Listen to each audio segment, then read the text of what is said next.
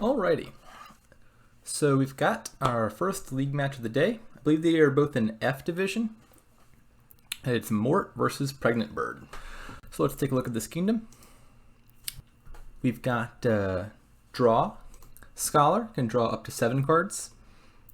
City won't start off as draw, but once one pile empties, it'll be net plus 2 cards, like a laboratory effect. Puka can draw. It draws 4 cards, but you have to trash a treasure to do so. And gear draws. It's net plus 1 card. So you got plenty of draw. Action. The only action here I see is cities.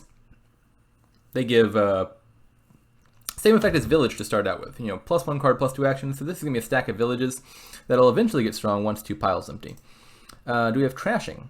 Well, trading post can trash. You can trash 2 cards from your hand and gain a silver to it. So you're net reducing your deck size by 1. And Puka can trash. We can trash coppers here. That can get rid of all the treasures except for cursed gold, which we'll talk about in a second. Displace can quote-unquote trash. Displace doesn't technically trash cards, but you can exile them into your exile mat. And then if you do that, the card it's still technically yours, but it's off on a mat out of your deck.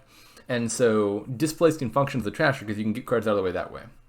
Lastly, we've got Island, which is kind of similar. Island has its own mat. It's different from the exile mat, but Island's like a one-shot trasher in that you buy Island and then you can set a card aside once, but Island goes with it. So as far as trashing goes, all the other 3 I discussed are all viable trashers here. Island's pretty weak because you're spending $4 to get 1 total card trashed. That's something you really only do as a last resort, so I don't think we'll see Island have much play here. So we talked about action, draw, and trashing. Do we have plus buy? Yes. So Sacred Grove can give plus buy. It's plus 3 coins like a gold, although it does require you spend an action, and you get plus 1 buy from it. Eventually, after 2 piles have run out, which will be pretty late in the game, City can also give plus buy. And then lastly, we've got this event here, Traveling Fair. So Traveling Fair says plus 2 buy, but you do have to spend 1 buy to buy it in the first place. So Traveling Fair is sort of net plus 1 buy. So even if you don't have your own plus buy, you can spend 2 coins to get plus 1 buy off of Traveling Fair. And it also has this additional benefit of letting you top deck a card. And then, not technically plus buy, but you can gain cards via Displace. Displace is kind of like Remodel in that you can get a card costing up to 2 more than the card you exiled, and so you can gain cards that way even if you're not using buy directly. So what do we do here? One last thing to talk about before we talk about strategy is, because Puka is in the kingdom, one of the coppers in this kingdom will be replaced with a cursed gold, which is it's like a gold, but every time you play it, you get a curse. So you often want to use that judiciously. It can help you spike really big numbers early on if you want to, but the drawback is you get a curse in your deck. So you don't necessarily want to play that frivolously if you don't really need it. So strategy-wise, we saw this kingdom has all of the main components here of a strong engine. We've got all of the components necessary to build, so I would expect them to build pretty big here. And we'll see what they open with. So they both open with... let's take them one at a time. So Mort had 4 coppers and an estate and opens with a silver, and then turn 2 has 2 coppers and a cursed gold and opens with a trading post. I don't dislike that. Opening trading post seems pretty solid. Definitely you want to get started trashing fast. Trading post is a pretty plausible card for doing that with, because they can get 2 junk cards out of your deck and replace it with a silver, which is a card you kind of do want early in the game. I think that's probably the best of the 3 trashes here to be opening with. It's not objectively the strongest of the 3, in like an overall sense, but it's really good if you can get it in that very first reshuffle when you still got a bunch of junk to line up, because it's getting 2 bad cards out of your deck compared to Puka or Displace, which only do 1. Now, it kind of falls off later in the game, and you'll probably want to get rid of it later, but Trading Post definitely seems like a good opening. Especially because the big benefit vis-a-vis Puka is trashing treasure. And usually you want to trash your estates or your curses if you have them in this case early before the treasures, because if you get the estates out of the way and you got a deck that's mostly treasure, you'll be able to hit higher price points. Whereas if you trash the copper first and leave the estates around, your deck kind of gets progressively worse and you have trouble hitting key numbers. I don't like the silver quite as much. I don't think you need more silvers. You'll get plenty from Trading Post. I think if it were me, I would open probably Gear Trading Post or potentially Secret Passage Trading Post. Secret Passage, it kind of looks like a draw card. It's plus 2 card, plus 1 action.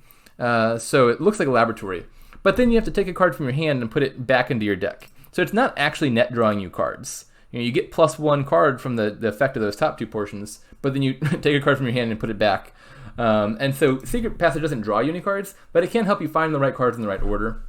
So if I'm not looking to add extra silvers, I might add something like Secret Passage for just reliability.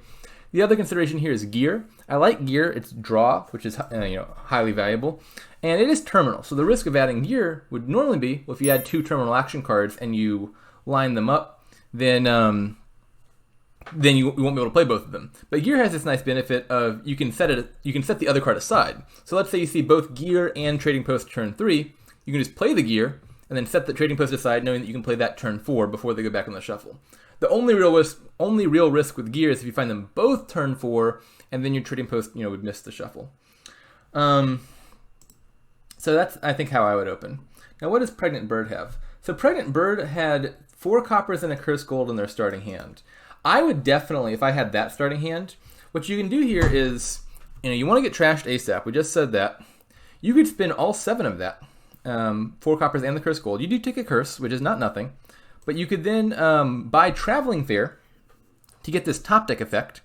Then you have 5 left, and you could buy Trading Post. And you'd have Trading Post in hand immediately turn 2, which is good for 2 reasons.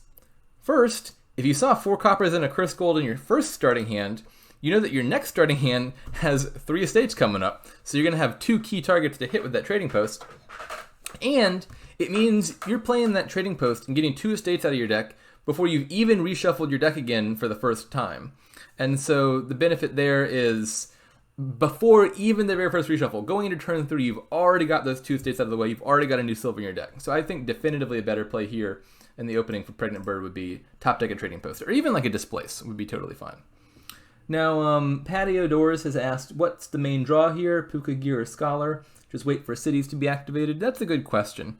So Scholar draws best when you have payload that you can play mid-turn, because you can't work. Scholar doesn't work very well with treasures, right? You draw with your first Scholar, you draw up to 7 cards, and you got a handful of a bunch of treasures. You play your second Scholar, you're not drawing a bunch more cards. You're just drawing back to 7 again, and then you have to wait till your action phase ends to then play all the treasures. So Scholar works when you have a payload like, let's say, Sacred Grove, where you can draw 7 cards, find your Sacred Groves, play those for the coins. Now your hand's down to like 2 or 3 cards. Then play your next Scholar to draw back up again. So if I'm considering drawing with Scholar, I'm looking at what cards can I play mid-turn as payload. Now the problem I think here that makes me not want to draw with Scholar very much is Scholar's a terminal action card. So every Scholar play will have to have a village. And all the payload cards I see here that could potentially function with Scholar, like Swamp Hag, which gives coins, or Sacred Grove, which gives coins, or Displace, which can sort of gain things directly. All those are terminal actions as well. And so if I want to support that, I would need a huge number of villages. And the only village pile here is City, which costs 5. And so getting a bunch of $5 cards plus a bunch more $5 villages to support all that, I think would be pretty tough. So I think probably you don't play with Scholar as the draw. I would think you probably get at least 1 Puka just to trash your coppers, because Puka's pretty good at trashing coppers. You get 1 copper out of the way and also draw with it. And then maybe some gears. And then the payload will probably be mostly the silvers that you get off of Trading Post for a while. And then eventually City will activate and it'll be a great draw. And so you'll probably want some cities here to support all that. Now let's try to get caught up. So Pregnant Bird opened silver, nothing. Yeah, I don't like that very much. I mean, the nothing obviously makes sense. There's nothing worth buying on too. But especially if you know you got a $2 hand coming up, it's, I think, all the more important to get a good card into your deck early on. So I think the turn 1 play from Pregnant Bird was kind of a mistake. Let's see if they make up for that. So they do take Trading Post turn 3. I like that. Although they do have to take a curse for it. If you're willing to take the curse for the Trading Post, which you should be, I think turn 1 is probably the better turn to do that on. Mort is already going to cities. I think that makes sense here. They've already got a gear and a Trading Post. And we said cities kind of the card in high demand here, because there's multiple sources of draw, multiple terminal action cards, but only 1 stack of villages. So I don't mind that. Buying another silver, maybe? I'm not really sure that you want more silvers here.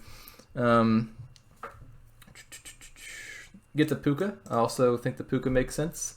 It'll be good at trashing those last few coppers, and you can trash silvers if you need to, once you've turned everything into silvers with your Trading Post. Gear is not a bad card. Don't dislike picking that up. So Mort hits some big numbers here. Top decks a city and a displace. I think that makes sense. I mean, again, city's a key card. Displace will be really good about the time Trading Post starts being really bad. And Trading Post will actually be a great target for displace.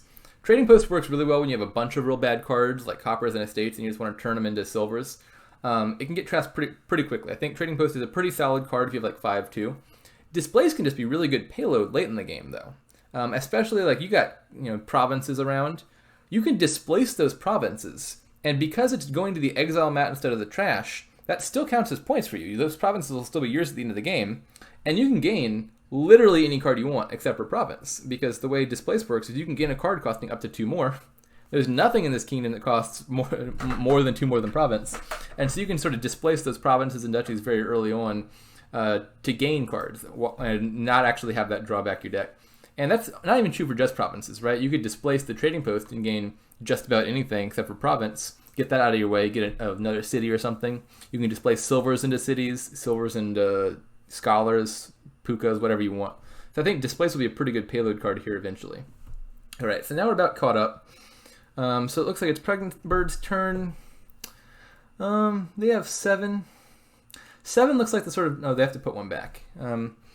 Yeah, it makes sense to put back a silver if you're planning on buying a 5-cost card. No point putting back a copper and hitting 6 if you're just going to buy a $5 card anyway. So that makes sense.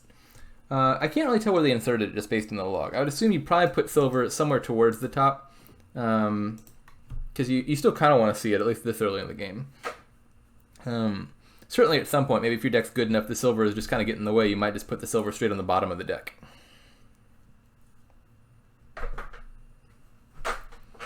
Alright, they buy a displace. I don't dislike that. What's the city split looking like? So it looks like Mort's up 3-1 in cities, which makes me think they're in the lead. Cities going to be a pretty key pile. I mean, at the moment, they're just $5 villages. But when they're the only village, I mean, you kind of got to spend $5 for a village anyway. So it's still not bad. Eventually, though, once the pile runs out, they're going to be real strong. Because then there'll be $5 lost cities. It'll be like a village plus a laboratory. And then if 2 piles run out, it'll be like a village plus a laboratory plus a market. And so those will get real strong at some point. So what's Mort do here? Play the city, turn those last 2 coppers into a silver, then probably displace a silver for another city. And then they would have 10 left to spend, which could be... top deck a city, buy a gear. Do you need a 3rd gear? Maybe. They could just consider displacing the Trading Post already. I think I'd get rid of those last 2 coppers, though. Because, I was going to say the coppers are hard to get rid of with the displays, because you can only turn them into estates. But they do have a puka around. So maybe the better play here is just go ahead and displace that Trading Post now, get like a city or something. And then you have 12 to spend. You can buy Traveling Fair, and then you can buy 2 5-cost cards. And the downside of that is you still have 2 coppers around, but you've got a puka you can feed those to. So with puka, I think that's my new preferred line for Mort here, is displace the Trading Post, spend the 12 money to get 2 5-cost cards, and then you'll get rid of those last 2 coppers pretty soon with puka. They set aside 1... See, they're almost doing this. I don't quite like what they did. They set aside a silver as well. I think now you have 10 in hand instead of 12. I think 12 was the better number because that would allow you to buy 2 5-cost cards. The 12 is key because you have to spend those $2 to cover the Traveling Fair cost. I mean, this still isn't bad. But I think I would value having 1 more 5-cost card. They bought Enclave. That's interesting. So the way Enclave works is you gain a gold and exile a duchy from the supply. So you score the 3 points because you're getting a duchy. And the benefit is that duchy is going straight to your exile mat. So it's already yours and never really goes into your deck. So it's not getting in the way. And so it's kind of just like a gold that gets you 3 points. It's definitely not a bad buy. I still think this kingdom's real strong. You can be building up to like double, triple province pretty easily with displaces. I think I'd want to have a bunch more 5-cost cards, make sure my deck is running well before I do that. I don't really hate the Enclave buy just because, gold is a really good target for displace. You can displace the gold into province, displace the province back into like another gold or into a 5-cost card you want. So gold's not horrible here with displace around. But it doesn't really look like Mort quite yet has their deck fully under control yet. So I don't think I'd be looking to add more payload quite yet. You can get the payload real fast mid-turn with displaces. You can displace a silver into a 5-cost card and then immediately redraw it.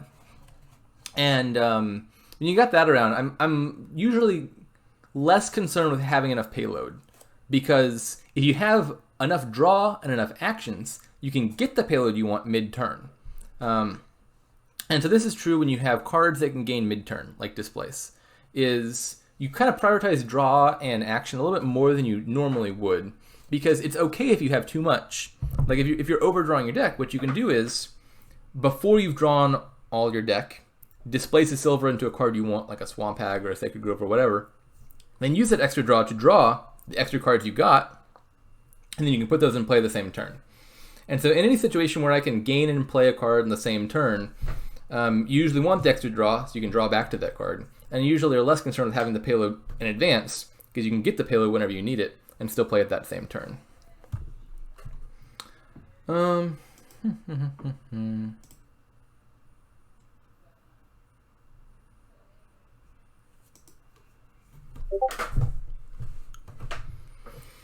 So, Pregnant Bird. They kind of look a bit less trashed. They still got their cursed gold around. They still have some coppers. I think it probably does go back to turn 1, if I had to guess. They had the opportunity to get a real nice trash in turn 1 if they top decked a Trading Post or even a Displace, and they opened with a silver. And so I think that's probably going to hurt them a bit here.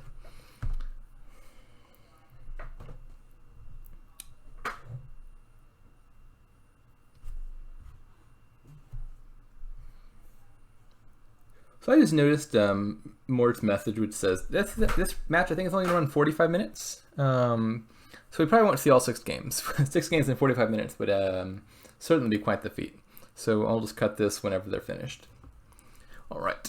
This game's looking pretty solidly won for Mort at this point. Here's a good situation, I think, where Mort should consider using this potential to overdraw, which looks like they're doing. Oh, interesting. I was going to say displace a silver into a 5-cost card. They displaced their gear instead. I think I'd probably value the gear more than silvers right now. But they should still be able to draw back to the Swamp Hag with just the city and the Secret Passage. But I'd much rather be top decking a gear here than like a silver. I think I would have kept the gear and let the silver go. See, play Swamp Hag, I think, pretty obvious. I think what they're doing right now is they're calculating what they want to buy, because you could put back a copper, a silver, or a gold. You're obviously not putting back the Swamp Hag. And so if you figure out how much money you want to spend, you keep exactly that much money around and put back whichever treasure is more than that, right? If I have 19 and I want to spend 18, I put back the copper. If I have 19 and I only want to spend 17, might as well put back the silver. I'm actually kind of thinking maybe you just put back the copper regardless, because that's the card you most want to feed to the puka. So you want to find the copper on top more than you want to find the silver or the gold on top, because you're going to have to trash that to draw, whereas you can find the silver and the gold at any point. So I think I would have gone ahead and put back the copper anyway, even if I didn't plan on using all the money. I don't dislike the Enclave buy. One benefit of Enclave here is you can tell from this little symbol, they're currently under their opponent's Swamp Hag attack. So every card they buy will come with a curse, but buying an event like Enclave or Traveling Fair doesn't count as buying a card. So they can get the gold, they can get the duchy, and neither of those is coming with a curse. And so even if another card might be better in the abstract, you can consider taking the Enclave here instead, because when Swamp Hag's around, the Enclave isn't coming with a curse, and those other things are. I still think I would have put back something else to hit 13 there, because you could buy Enclave and a 5-cost card. I would definitely take a city, even at the expense of a curse. You can trash that later. And winning the city split, I think, would be pretty decisive here. It's the only action around. It's about to be draw real soon. If I had 7 of the cities to my opponent's 3, I think I'd be in a real good spot.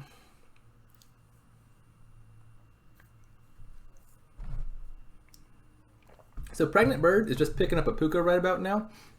I don't dislike that. Puka definitely seems good when they have that many coppers left. If anything, they probably should have done that a bit earlier. But top decking a puka and a city, it seems like a good way to make your turn go off. Unless they draw it with no treasures to trash. Hopefully they draw a treasure or two with those cities. Otherwise, they might be in a bad spot. Pregnant Bird says their opponent's far ahead. I do agree with that. I think Mort has gotten the lead here. My guess is probably it boils down mostly to the opening. I think Mort got that trading post into their first shuffle. Well, Mort got the trading post into their first reshuffle, right, for turn 3, turn 4. Pregnant Bird had the opportunity to get it into their shuffle for turn 2 before that first reshuffle, and then instead bought it turn 3. So you kind of think of the game in terms of shuffles, right? There's turn 1, turn 2, which is the first time you shuffle your deck, the very beginning. Then you reshuffle the deck for turn 3, turn 4, and then turn 5, turn 6 or so is the third shuffle, and so forth.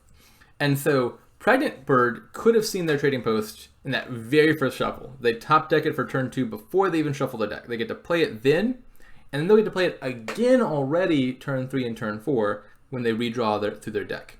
And so that'd be amazing. They get one extra trading post play in, relative to Mort, who's only buying it in time for their first reshuffle, turn 3, turn 4.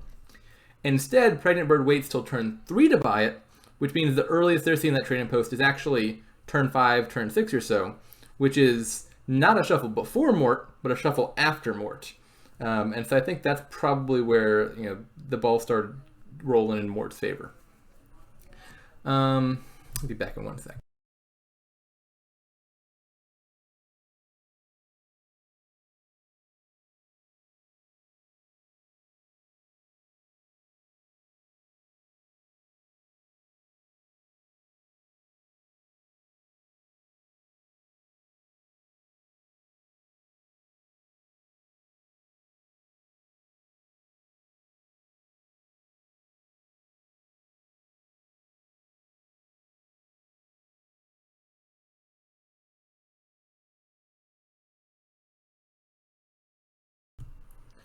Alrighty, I'm back.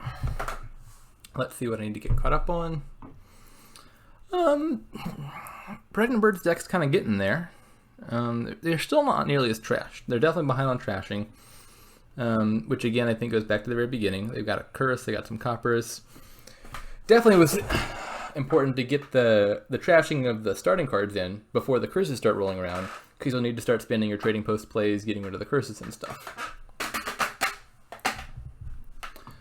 I don't know how many curses Mort's actually taken, but if I'm in their spot and I have a few curses, I wouldn't even be opposed to getting a new trading post. You could turn a silver into a trading post, and that can get rid of 2 curses. And then again, you got displace around here. Oops, displace, which can turn that trading post into a gold or a duchy or whatever. And so you're not even unhappy at having to add another trading post to get rid of the curses, because then that trading post can be a key target for displaced, which can trash it for benefit. As it happens, it looks like Mort doesn't have that many curses in the first place, so it's probably a bit of a non-issue. Okay, so Mort's got at least 6 of the cities to Pregnant Bird's 4. Yeah, so 6-4. I think we saw a situation a few turns back where Mort could have won the city split a little bit more decisively, but 6-4 still seems like a pretty big advantage here. They're thinner. I'd say they've definitely got the edge. Here, I would be considering, what can I draw? Because you do a little bit of extra draw here. And you've got 4 actions left to spend, plus 2 more from city. So you can play up to 6 terminal actions. You've only got 3 here. I don't think I would have set the cities aside. Maybe set 1 aside, just to make sure your turn kicks off. But I would consider, displace a silver into another displace, draw that. Displace a silver into a third displace, draw that. And you can play all of that with your surplus actions. They actually might still be able to do that. 4 action. No, they don't have quite enough action for that. I think probably set aside the secret passage, because that gives you reliability for next turn, but it isn't a village card. And so setting aside secret passage doesn't actually, you'll find out in a minute. Well, not in a minute, whenever they see the recording, they'll see what I would have done. But setting aside a secret passage wouldn't have actually hindered your turn at all, because setting aside the city means you don't get the city benefit this turn, you only get it next turn. Secret passage gives you that extra, backstop in case you don't find any treasures in your, if you don't find any actions in your starting hand, you can have the secret passage coming in from gear, play that. It still shows you 2 more cards. You can bottom deck a treasure. But it means you have an extra city around, which allows you to do the sort of gain, play sequence of displace silver into displace silver into displace, and so forth. And now imagine going to this turn, you had 3 displaces in your deck and 3 golds. Well, now all of a sudden you can turn those into 3 provinces, buy a 4th province. You're threatening to like quad province or something like that. So I would have been looking to eke out a little bit more edge from my deck in that scenario. Because if I've got overdraw, if I've got extra actions, I'd pick up a payload card like displace and try to play it the same turn. Or maybe even displace silver into displace, then displace silver into Sacred Grove. Sacred Grove's not bad here. You got to buy multiple cards anyway. So if Sacred Grove is plus 3 coins, and this plus buy, well, if you have to spend 2 coins anyway for plus buy from Traveling Fair, the Sacred Grove is sort of like functionally plus 5, because the plus 1 buy is saving you 2 coins and having to buy Traveling Fair. So Sacred Grove isn't bad here. I don't expect to see much play of Island. Now, sometimes in this scenario, Island can be not bad. Like, you got a deck that can do a lot, it's under control, and you're starting to green with provinces. You might, for example, let's say you had a different variant of displays, like you had replace or remodel or butcher or something. You could consider, remodel a gold into province, remodel a silver into island, draw those back, and then play the island to set aside the province.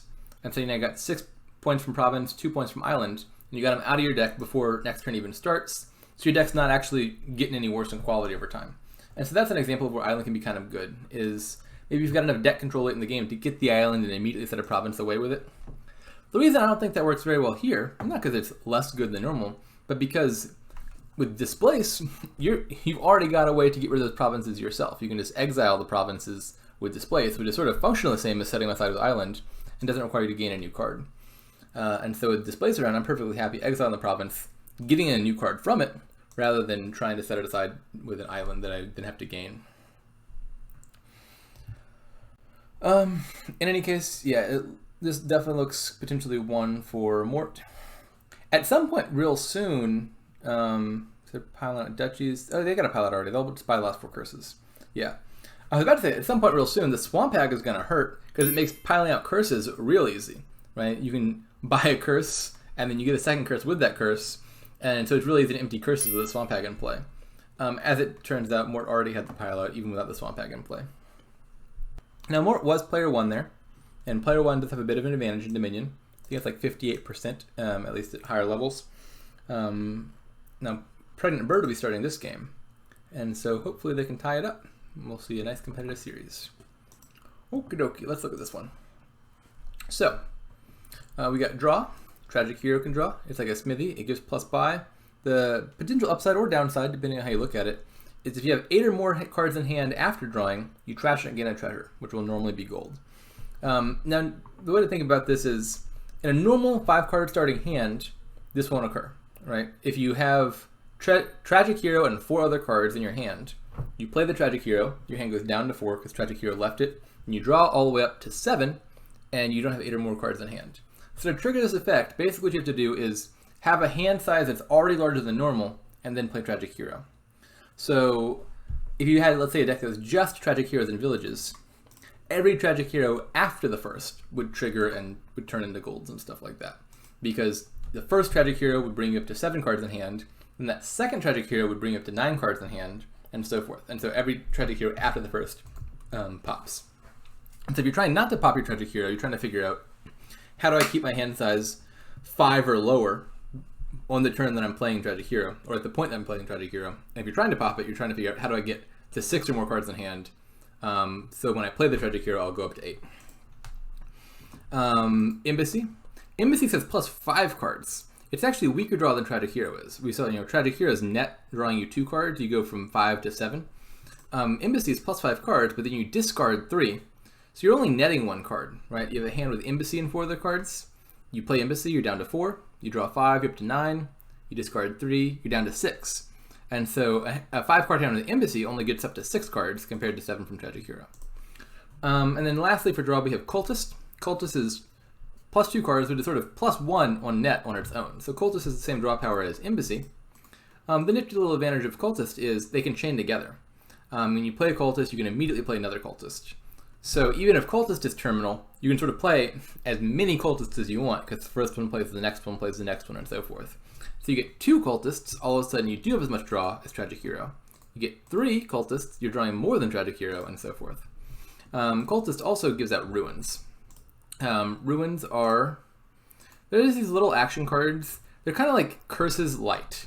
They're not as bad as Curses. They're not -1 point. And they do give some minor effect. There's Ruin Mine, which is +1 coin. Ruin Market is +1 buy.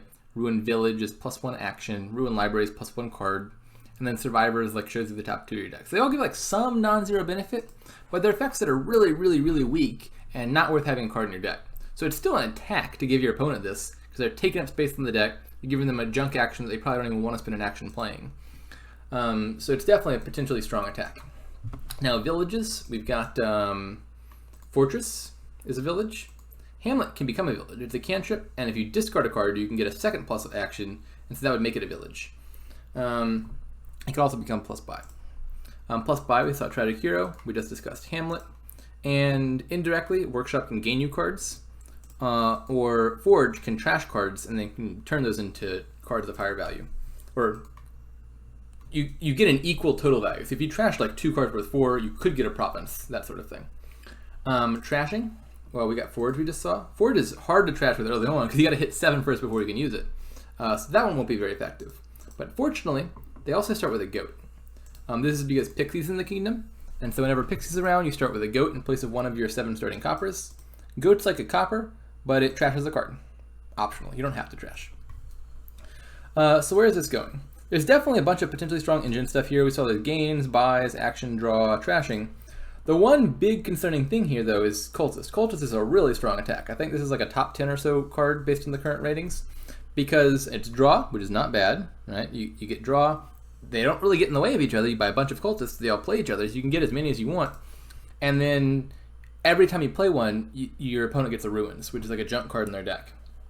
And the fact that these chain together makes them real dangerous, right? You get 3 cultists on hand, you play all 3 of them, your opponent's getting 3 junk at once. So cultists are often kind of centralizing in the game, where you just want to get as many cultists in your deck as quickly as possible, play a bunch as quickly as possible, and then they can just sort of snowball real fast, and your opponent has like 8 or 9 Ruins before they know what hit them. And it's often very hard to get enough crashing to deal with that. So, if I were in this kingdom, I would probably just open Silver, or maybe Silver Pixie. Pixie's like a cantrip where you get to look at the top boon of the deck, and if you want it, you trash the Pixie, you can get that boon twice. So Pixie, you could get like +2 coins, +2 draw, something like that. I would basically just be opening what can get me to cultists the fastest. I want to get 2 or 3 cultists immediately, and then empty the ruins pile before my opponent can. Let's see what they've done. So Pregnantbird opens Workshop Silver. This would be a fine opening if cultists weren't around. Ignore cultists for a second.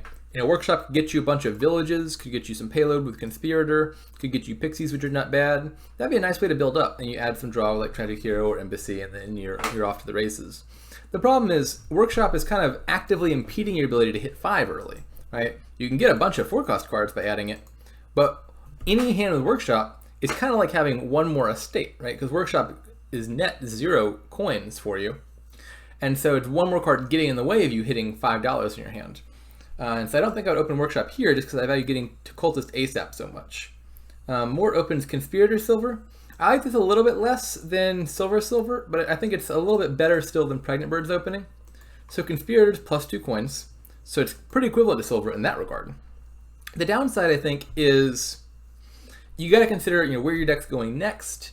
Hopefully the plan is to buy a bunch of Cultists next. And with Cultists, it's going to be hard to play that Conspirator. If you play Conspirator first, you spent up your action, you can't play the Cultists. If you play the Cultists, well, you can play as many Cultists as you want, but you'll also be out of action, you can't play the Conspirator. So Conspirator kind of gets in the way with Cultists because it's just another terminal action card in a way that Silver does not. So I think I would open Silver here with the intention to just get the Cultists and consistently hit 5. The Conspirator might make it hard for me to hit 5. And then there'll be the question of what do you go into once the Ruins pile has emptied. A lot of times that can kind of incline you towards just playing big money, right? If step 1 was just get a bunch of terminal draw into your deck, with Cultists, and you probably added a bunch of silvers to get there, you've already got a deck that's pretty decent at big money, and at least one pile that's empty, ruins, and maybe another pile that's low, cultists. And so it can often be the case that even with a good engine around, you don't really have time to build an engine with the cultists. And so sometimes you might just stick with the cultists, continue playing money. If you do build here, there's plenty of villages, so you could try it. Fortress and Hamlet. There's decent trashing with Goat. And a nice little interaction that I think I'll try to be building up toward is if you get some fortresses, Forge can trash 2 fortresses that are worth 4 each to gain a province. And Fortress has this nice little effect of when you trash this, you don't actually lose the fortress. It goes right back to your hand. And so I think if I were trying to build up, after this little cultist phase, the next phase I think would be get some fortresses and try to build up to getting multiple provinces per turn with forging fortresses is something worth thinking about. So let's see how this has gone. So Mort gets cultist turn 3. That makes sense to me. Notice here, Pregnant Bird has a workshop and 3 coppers in hand. If that workshop were a silver or even a conspirator, they would have had 5 here. They could have bought cultists as well, but they don't hit 5. So they have to buy another silver. Mort gets a fortress. I guess that kind of makes sense with their deck, right? If they have 2 terminals in the form of conspirator and cultist, they do need villages to play all that. Now Pregnant Bird gets their cultist turn 5. That turn 3 versus turn 4 isn't a big difference, right? If Mort gets their cultist turn 3 and then you get yours turn 4, or in this case both turn 4, those are pretty much equivalent because they're both going back into the same shuffle for turn 5. Right? You don't shuffle your deck between turn 3 and turn 4, so you're seeing those cultists equally soon. But this difference between turn 4 and turn 5 is pretty significant because it means this next shuffle where turn 5, turn 6, you're seeing all your cards for a third time. Mort has their cultist in that shuffle, whereas Pregnant Bird does not. So Mort's getting to play that cultist one shuffle sooner, getting a ruin into Pregnant Bird's deck one turn sooner, and that sort of effect can snowball. So now the spot we're at, what's the cultist split looking like? Gains a cultist. So it looks like they're 2-2 on cultist. Oh, plays a cultist. M plays a cultist. So P plays a cultist. Yeah, so they're equal in cultists, 2-2, but Mort has given out almost twice as many ruins. Right? They played cultist 5 times to Pregnant Bird's 3, and I'm assuming that's because they got their cultist earlier. I'm surprised that 3 forges are missing from the pile. Gains a forge. So P has 2 of them to Mort's 1. I think late in the game you might get multiple forges. Like we said, forge can be really good with fortress around as your payload to get provinces. I don't think I would be getting 2 this early though. Forge can trash any number of cards. Literally, actually that's the exact text. And so if I'm trying to get trash with Forge, I don't need multiple Forges. What I want is a deck that can draw everything and then play 1 Forge. And so I think I would rather, spend that second buy on like another Cultist or even like an Embassy or Tragic Hero. Probably Cultist at this point because Ruins aren't empty. And then I'm trying to draw my deck and then play that 1 Forge to trash a huge number of cards. And I think that's kind of helpful because you're going to need that draw anyway.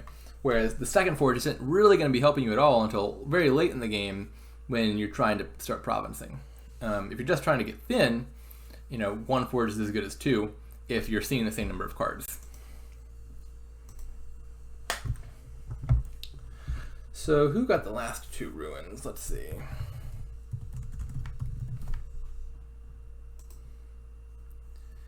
Okay, so it looks like Mort probably won the ruin split pretty handily.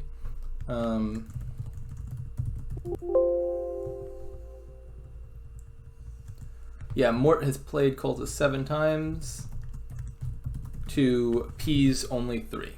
So that's 4 extra junk in Pregnant Bird's deck to trash, which is, again, not the biggest drawback in this kingdom because you have Goat, you have Forge. It's not game winning on its own, but it's pretty big, right? That's going to slow your deck down, at least in the interim, and make it harder for the engine to kick off. And I think the big reason is just because Mort got to those cultists a little bit faster. And so I'm going to guess Mort's probably in the lead just based on that. Having 4 fewer ruins in the deck is definitely a pretty big benefit. Okay, so P just forged 3 cards that cost 0 into 1. right? So if you trash, let's say, 8 coppers, you still have to gain a 0-cost card back because the collective value of those cards was 0, and Forge requires you to gain a card. So you have to get like a copper or something.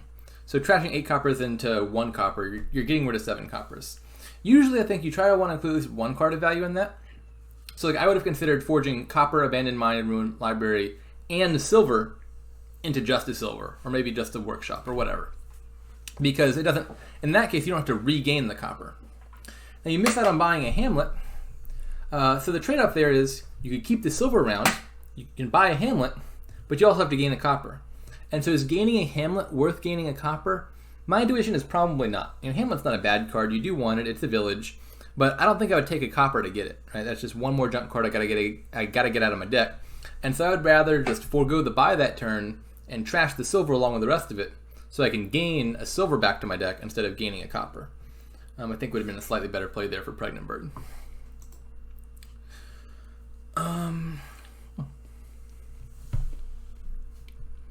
They both still seem a little bit low on draw. So they both have 2 cultists. Cultist only nets you 1 draw. So having 2 cultists in your deck is basically like having the draw power of like 1 smithy. That still seems kind of low to me. I would definitely consider, about now, wanting to add some extra draw. Especially because, you do have mid-turn gain cards here, right? You have Workshop, you have Forge, and so if you're gaining cards with Workshop or Forge, it's okay to have overdraw, because what you can do is gain those cards mid-turn, and then draw back around with your extra draw, and then play those cards, and you're getting an immediate benefit 1 turn sooner. And so with mid-turn gainers, overdraw is not bad. I would strongly consider adding some extra draw around here. I would assume here you forge the Ruin Market and the Fortress into just another Fortress. Again, a Conspirator. That's not bad either. How much do they need the payload relative to the actions?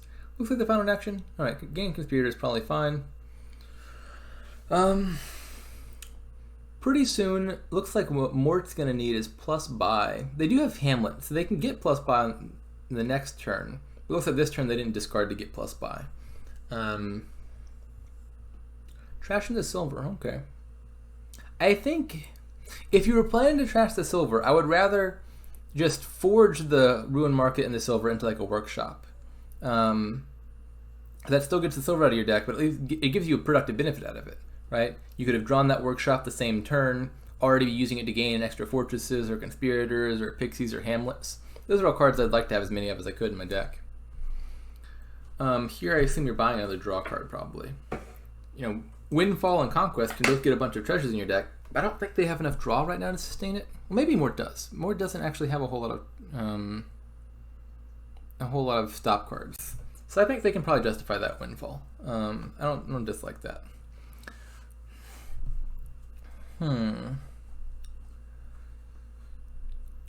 So Pregnant Bird's still got a good amount of junk. And now notice, even if the ruins all get trashed, that's not even to say Pregnant Bird's already caught up, because if they had to spend all their goat plays trashing the ruins or spending their forge plays trashing the ruins, that might have come at the cost of them being able to trash those coppers. And so maybe the real cost of having the ruins in the deck is not the ruins stay around forever, it's the coppers are staying around longer, and then you're still dudding. So it does look like Mort is definitely in the driver's seat of this game already. Just because Pregnant Bird's got more junk in their deck, and they're still not drawing the deck yet. And again, I think this all kind of goes back to the opening, same with the previous game.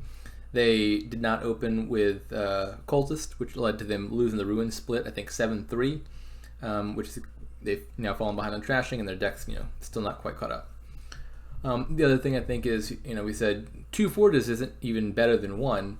1 forge plus good draw can be better than 2 forges. You get 1 big forge play off instead of 2 or 3 little ones.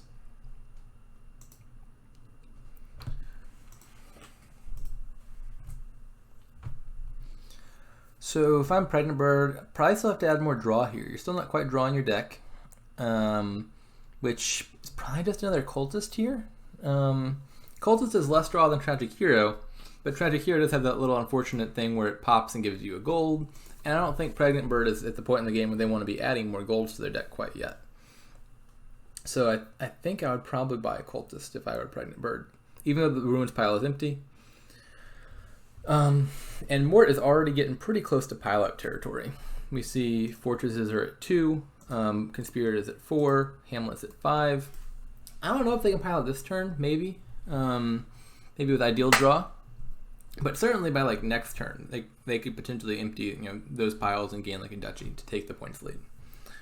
They're still a little low on draw. Their deck was real thin last turn, but they've added 3 stop cards to it in the form of 3 golds. And so now they're going to be struggling a little bit, I think, to draw their deck effectively. So I'm not sure they'll be able to draw it all. One thing you could do is you can forge a cultist into something. And when you trash a cultist, you get this benefit of you draw 3 cards. And so one thing you could consider doing would be like forge cultist into cultist, or forge cultist into duchy or tragic hero, and you get an immediate +3 cards from that while also gaining some card of potential value. And that might be a way to score points quickly on the last turn, because you're getting the draw of the cultist while also gaining a card off of it. So that's something to potentially consider.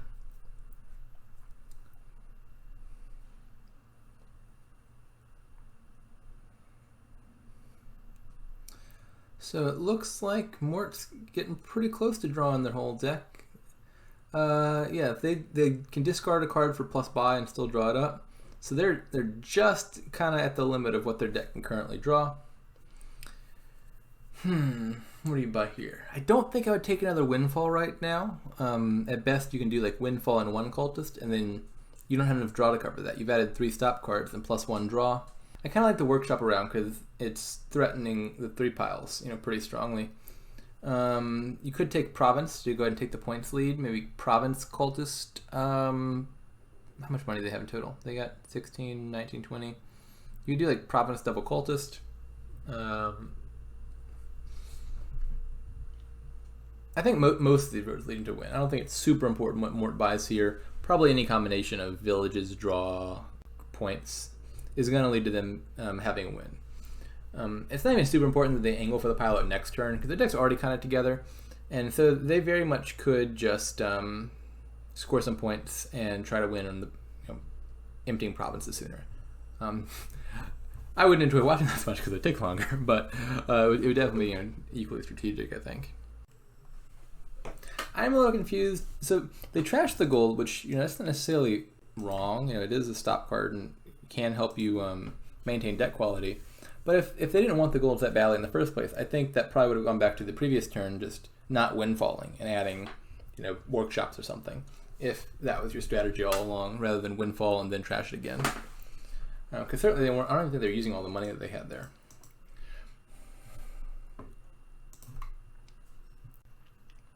Pregnantbird is still not drawing. Their deck looks real thick still. Yeah, I think this one's pretty resignable. They just got real behind on trashing.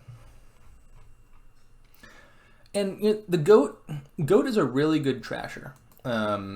Partly just because it starts so early, right? You can trash a card turn 1 or turn 2 whenever you see it, before you've even shuffled your deck. And so, goat's always going to keep you at least marginally clean. But one thing the goat helps with is the more you're drawing the deck, the more you're playing the goat, right? Only late in the game are you going to be able to afford that forge. And so here, kind of the key trashing card is goat. You can't get multiples of goat, right? You start with 1 and that's all you're going to get. And so if you're trying to trash a lot in this kingdom, what you're really trying to do is draw a lot, because the more you draw through your deck, the more you find your goat, the more you're trashing that way. Even with the 1 trashing card, the more you accelerate your deck, the more you see it. And so Cultist here was, I think, sort of doubly good, because not only is it junking your opponent's deck, it's a key draw card, and so you're drawing through your deck more, finding that goat more frequently, and that's helping you keep thin. Whereas the workshop, you're gaining a bunch of cards, but you're adding much more cards to your deck. You're seeing the goat a little less often. And so that's also kind of going to slow you down. And so with goat as the main trasher, at least in the interim, I think prioritizing draw there made a lot of sense. I think going straight for cultists was probably the best move, and I think that's probably where Pregnantbird fell behind. All right, looks like they have one more. Let's look at this kingdom. So we've got draw, laboratory draws, it's just like free +1 card. Embassy draws, we saw that last time. It's also netting you 1 card. Catacombs is like a smithy. But you can take a look at the top 3 cards, and if you don't want those 3, you can just pitch them and draw 3 different ones. So it's like a more reliable smithy. Encampment can draw. Encampment's like a laboratory and a village, or it's like a lost city. The constraint on encampment is that although you get a huge benefit for just 2 coins, you have to reveal a gold or plunder from your hand, otherwise it goes back to the pile. So it's like a one-shot thing unless you can line it up with the gold. Plunder is this card right here. It's like a silver that gives you 1 victory point every time you play it. The catch here is the 5 plunders in this kingdom are buried underneath the 5 encampments. And so you can't really get plunders to save your encampments until the encampments are already gone. And so often what happens with games with encampments, you buy like a gold, and so you can reveal that gold with your encampments until the plunders get uncovered, and then you can get plunders, and then from there on you can reveal plunders with your encampments. We've also got kind of sort of draw with research. You trash a card, and you can set aside a bunch of cards based on the value of the card you trashed, and that can lead to you having a bunch of cards in hand next turn. So draw, definitely plentiful. Action, well, encampment, also action. We said that. Bandit camp. Bandit camp's like a village that gives you a spoils. Spoils is like it's like a one-shot gold. You play it, you get 3 coins, and it goes back to the pile. So that's not a bad village either. Trashing. Well, research can trash. Trash a card from your hand, and then you get some draw out of it if you trash a high-value card, but it can still trash low-value cards perfectly fine as well. And then plus buy. Well, this is the real restriction here, is there's no plus buy. There is a gainer. Armory can gain you cards, but it can only gain you cards costing up to 4, like Research, Haven, Encampment, which, a lot of the key cards you want here are probably in the 5 cost range. So what are you doing? The lack of plus buy is going to make going for provinces early a little bit better than otherwise would be. Wouldn't be surprised if you went, for just like single province relatively fast. That being said, you also can afford to build a little bit, because if you can get to the plunder pile, that's an extra source of victory points. You can get the plunders, and you play 4 plunders per turn, that's 4 points. That's almost as much as a province on its own. So the lack of plus buy inclines me towards queening quickly. The existence of plunders kind of inclines me against it. Not exactly sure how much you build here. Definitely research is going to be the key card in the early game. It looks like we've already seen them open with that. That's how you trash. That seems like a very plausible buy. And then you're going to get trashed. Gold is going to be actually kind of a good card here. You'll actually end up probably buying a gold or 2, because A, we said you can reveal it with an encampment to keep those encampments around. And then B, as Winster Cheese is pointing out in the chat here, there's this attack card, Legionary, which is not a weak attack. It's like a kind of militia-ish. You discard down to 2 cards and then draw 1 back. So much like militia, it takes a 5-card hand and sends it to a 3-card hand. But it only works if you can reveal a gold from your hand. So what exactly do you do? They both open Silver Research. I think that's a perfectly fine opening. I think that makes sense. The other thing I think you could consider would be like Armory Silver, or like Armory Haven even. The Armory can gain you a research, and it's a little bit better than a workshop in this regard, because Armory top decks it. So if, for example, you get lucky, you find that Armory turn 3, you can top deck that research for turn 4. And if you do that, you're just as caught up on trashing as an opponent who bought the research outright, because turn 3, turn 4, that's the same shuffle, right? You're not reshuffling your deck again until turn 5. So if they bought the research and draw it naturally, turn 3 or turn 4, they're getting 1 trash in before the next reshuffle. If you bought the Armory, find it turn 3, play it, get the research into your deck for turn 4, then you also get that research played before the deck reshuffles. And so that's a little bit of a gamble. You might find Armory turn 4 or turn 5, in which case you can't do that. But if I could find Armory and play it turn 3, that'd be great. And that kind of sets you up for the rest of the game, because you don't have to spend your buys on encampments. Maybe you gain the encampments with your Armories, and that saves your plus buys or something else. So I think Armory is worth considering here, even if it's not amazing. I don't dislike what they've done, though. So Mort buys a Treasurer as their first 5. I think that's pretty plausible. Oh, I didn't mention this, but Treasurer can trash. You can trash your coppers with a Treasurer, so that makes it not bad in the opening. You can take the key, which is just like plus 1 coin every turn. There's only 1 key to go around, so if you take it and your opponent takes it, you lose it until you take it back again. And getting the key is not bad here, because it kind of gives a little more reliability in making sure you hit 5 every turn, which is kind of a key price point. And so definitely the place I think your deck's going long term is get a bit thin, get some draw cards like Laboratory, or maybe Bandit Camp plus Catacombs, or maybe some encampments. And you want to draw basically a deck that can hit 8 every turn and probably get like a legionary attack in. And if you can do all that, you're probably in a good spot. Like once you've got a deck that consistently hits 8 and gets an attack in, you're probably good to start greening. I really would like to have an armory around though. In fact, I still think I'm willing to open the armory because what's going to happen is if you both build the deck I was describing without an armory, you'll end up in a spot late game where, let's say you started greening the same turn, right? Province, province, and province, province, etc. It's going to end up in a tie, right? Which then causes you to start duchy dancing around, 2 provinces left, and that can be real awkward and it can be hard to win. But let's say you got an armory around. What you can do is, in that last turn, let's say there's 2 provinces left, and you're like, I don't want to touch that province pile because we're both at 3 provinces each, and then they'll just take it and tie. Well, you could buy a province and then gain an estate with that armory. And that's 1 extra point, and that can be all the difference in the world in a kingdom like this, when there's not extra buys and you're capped at 8 coins. If the only way to gain extra cards is an armory, that 1 extra point is like a whole extra turn, because it's 1 extra gain, which normally is, a whole 1 game per turn in a single buy kingdom. And so I think I would still like to have an armory in my deck, just for that little in-game threat of being able to gain an estate in like the final turn or two. Where have they gone from here? Treasures, encampments, all of these seem fine to me. Getting an early gold. Normally I rail against buying gold. Buying gold is usually a mistake. It's something that players do way more than they should. In this kingdom, I think it makes some sense. With encampment and legionary around, I think this gold is totally reasonable. And catacombs is the tiebreaker. This is another thing we're thinking about. Now notice it's about equally strong to armory in terms of what it can gain, right?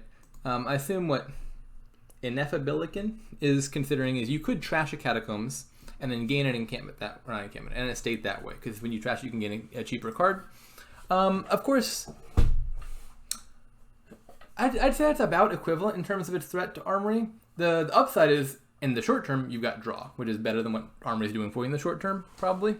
It does mean you have to have overdraw, right? Because if that last turn you're planning to trash the catacombs with, say, a research, then that's 1 less draw card in your deck, and so you got to make sure that your deck can still draw to 8 even without the catacombs around. So that's something to factor in.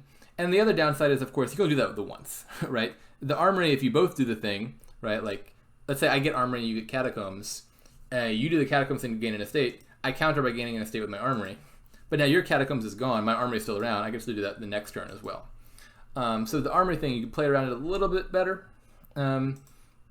Embassy actually is usually not an amazing draw, but it might be worth considering here just because it is the obelisk. And because it's the obelisk, that means it's worth +2 victory points. It's kind of like an extra stack of victory cards. And so you could consider drawing with embassy, even if it's normally weaker. Maybe add an embassy or 2, just because those embassies are also worth points. But yeah, I don't dislike the catacombs idea. I think you're not wrong that having a catacombs around could give you some threat of trashing it to gain an estate at a key juncture. I haven't talked about fleet yet. Fleet is also potentially relevant here. After the game ends, anyone with fleet takes an extra turn. So if they both get it, they both get to take 1 extra turn after the provinces run out or 3 piles run out. If one of them gets it, only one of them gets an extra turn. And fleet's sort of equivalent to like however much your turn can do, which in this case is probably 3 to 4 points, I would think. Once province, I don't think this will be ending on a 3 pile. There's not enough gains. There's not enough incentive to build big. This will almost certainly end on provinces emptying. So with provinces empty, the best thing their turn can do on the final turn after provinces run is like buy a duchy, and then maybe, depending whether they get armory / catacombs, maybe also get an estate. So fleet's kind of worth 3 to 4 points. So you might not buy fleet early on, because buying a province will still be worth more for you, right? Province is worth 6, fleet's kind of functionally worth like 3. But let's say you get into that situation of like 3 provinces each have been taken and there's 2 provinces left. At that point, you'd normally start in on duchies because you don't want to touch the second to last province. I would consider buying fleet there over the first duchy, because I value fleet at roughly 3 points, because I can pretty reliably guess my deck will hit at least 5 to buy a duchy. And so I think I would take the fleet because then I know I've sort of functionally got 3 points in the back burner if the game comes to that. Let's see whose deck's getting online. So Pregnant Bird's already getting in, Legionary and Gold. Looks like they can get another Trashing with Treasurer. I mean, the deck's looking pretty good here. What am I discarding here if I'm Mort? Maybe just discard like copper and gold, trash a silver to research, and then buy an encampment. You could discard gold and silver, trash a copper to research, and buy an encampment. So Mr. Cheese is saying it triggers a shuffle. I'm not sure if that's a good thing or a bad thing.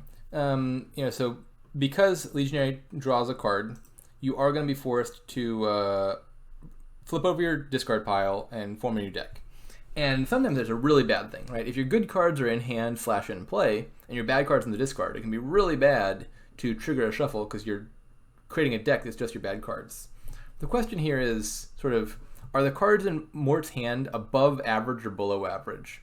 Because these are the cards that are missing the shuffle. I'm going to guess it probably is bad. They've only got 1 gold, and gold's not a bad card in this kingdom. And do they have 1 research or 2? Gains a research. They only have 1 research. So yeah, this is probably was a pretty bad shuffle to trigger because their key trashing card and their gold are both outside of the deck now. So it's not great.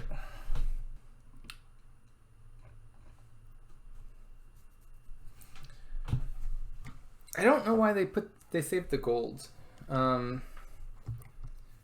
Yeah, I definitely would not have done it this order. Do they have no encampments? Because definitely if I had encampments down in the discard, I would definitely want to discard the gold so it ends up in the same shuffle as those encampments.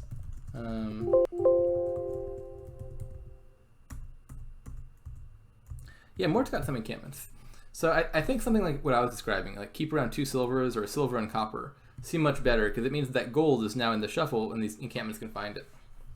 Whereas now they cannot. What did they end up buying?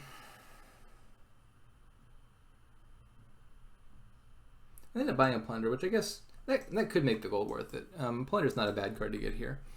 So maybe keeping that is a bit of a gamble though, because there is no guarantee they drew a nice card as a result of that legionary attack. And I'm thinking about the wrong turn. That turn they bought a Haven. Yeah, so there's no point in keeping the gold around over the silver because you're buying a 2-cost card anyway. Haven's not a bad buy, but it only costs 2. So I'd much rather discard the gold, keep a silver around to buy it, and then your gold ends up back in that shuffle where you want it. This is an awkward play. I guess keeping the encampment makes sense. This isn't Riot Mort. I don't know what that means.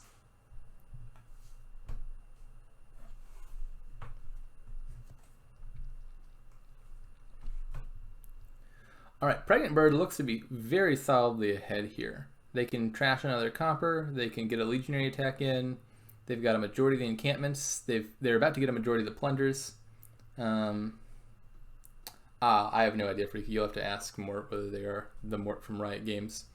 I don't know if this is over yet, but it definitely looks like Pregnant Bird is in the driving seat.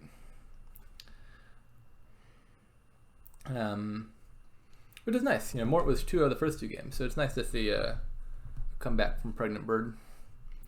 This is a 6-game match, but I believe they're only playing these 3 games right now. I think Pregnant Bird had to go, so they'll have to play the last 3 at a later date. So as Mort, what do you set aside here? Set aside gold, trash copper, play plunder, buy Haven. That's an option. Set aside research, just buy like a laboratory or something. Also an option. I think I like setting aside the gold because Mort's only got what, a gold and 2 plunders in deck. I'd like to have the gold in hand next turn for encampment. And they have 1 plunder down there, I think, so that's not bad. But you always risk bottom decking it. I don't dislike this. Setting aside research is fine. This lets you buy another 5-cost card, which is definitely of value. Yeah, that's a fair resign. Pregnant Bird seem to be very much ahead. Alright, I think that's the last game they're playing. Oh, are they playing another one?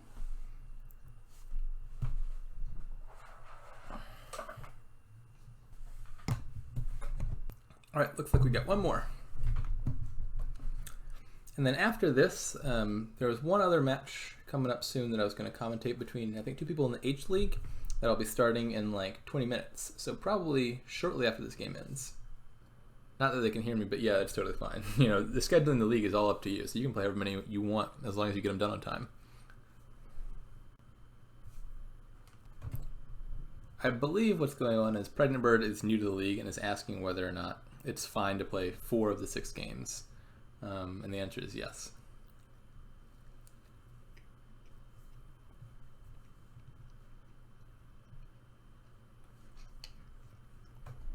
Alrighty. Well, this looks like a nice kingdom. So we got draw. Stables can draw. It's like +1 card.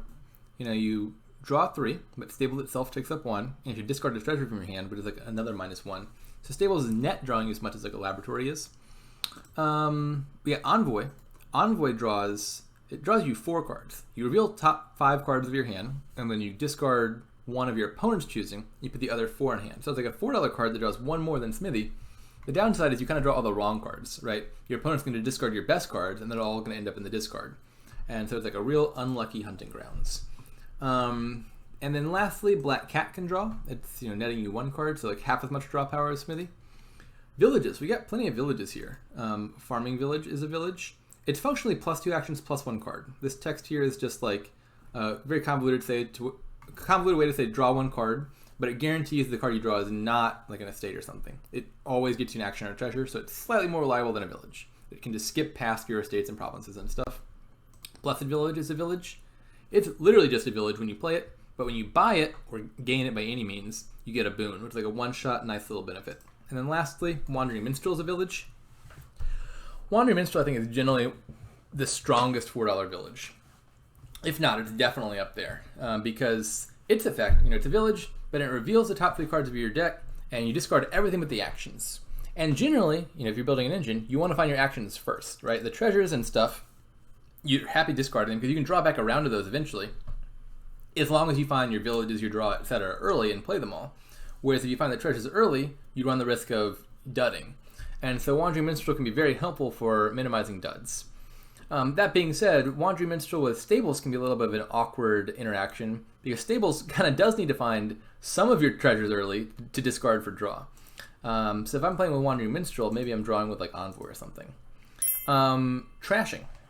Well, we've got Sentry for trashing. I think that's it. Yeah, that's the only real trashing here. But Sentry is a really good trasher. It's a cantrip, and you look at the top 2 cards of your deck, and you can trash or discard them. Usually you're getting Sentry for the trashing effect, right? You want to find those real bad cards. Sentry does have some nice interaction with Wandering Minstrel. You know, Wandering Minstrel will discard your treasures and your victory cards to your discard, and so then you can draw through your deck, and then you know your estates and coppers are at the bottom, so you can save that Sentry for last, and then play it when you know it's going to reveal a card from the discard where the trash is. And so that can help kind of find those junk cards and line them up with Sentry. Now, the one big limitation I see in this kingdom, though, is gains. There's no way to get +buy here at all. And the only way to gain cards is Camel Train, which is not an amazing gainer. It's a relatively weak card. The way Camel Train works is when you play it, you can exile any card except for a victory card straight to your exile mat. And now when it's in your exile mat, it's not in your deck, so you don't get the benefit of it.